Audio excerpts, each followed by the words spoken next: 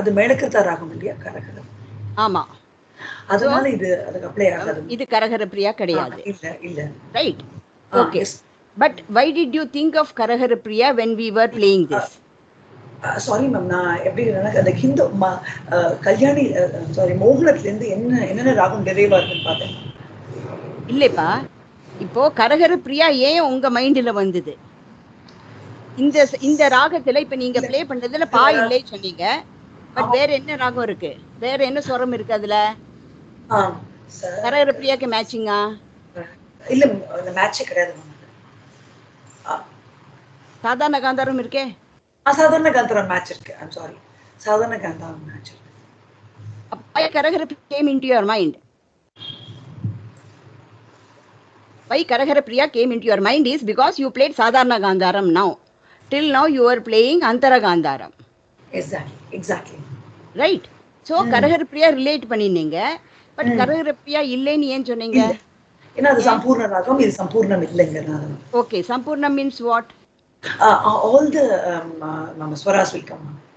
Sa to Sajja. How many? 7 swaras will come. அதுல இல்லாத, அதுல இருக்கிற ஸ்வரம் இதுல என்ன இல்லை, என்னென்ன இல்லை?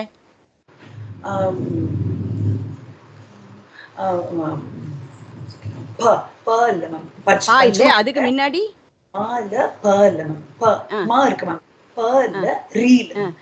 Re and pa is not there. Right? Rishabham and Panchamam. Panchamam is not there. Keep telling the names. அதுவே உங்களுக்கு ஒரு புண்ணியம். Re, pa, ga, ji, ma அதெல்லாம் சொல்லாதீங்க. Right? Yes. So Rishabham and Panchamam is not there. Not there, which is present in Karagara Priya. But இந்த ராகத்துல the சாதாரண காந்தாரம் made you think of Karagara Priya. அப்புறம் இன்னொரு ராகம் சொன்னீங்க.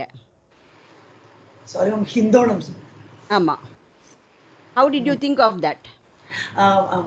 Ga, da, da, da. So, எந்த phrase உங்களுக்கு அந்த ஹிந்தோளத்தோட இது கொடுத்தது? மாதா. மாதா மட்டும். நீ. மாதா நீ. இப்ப அது பாடுங்க, அந்த phrase பாடுங்க.